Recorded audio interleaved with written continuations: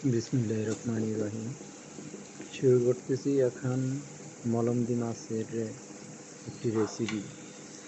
প্রথমে পেঁয়াজ কাঁচামরিচ দিয়ে হালকা নাড়লাম, তারপর একটু হালকা পানি দিলাম।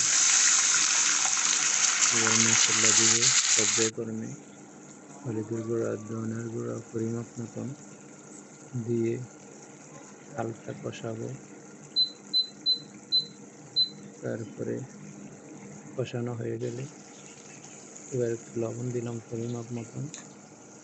লবণ দেওয়া শেষ, এবার টমাটো দেব হালকা, যতটুকু দরকার প্রয়োজন মতো টমাটো দিলাম। টমাটোটা কিছুক্ষণ নেড়ে কষিয়ে নিলাম।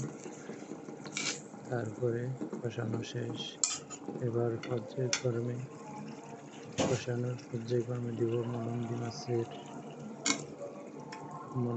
দিব।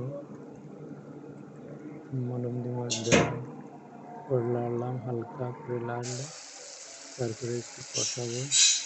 তারপরে চটপট হয়ে যাবে মলমদি মাছের রেসিপি।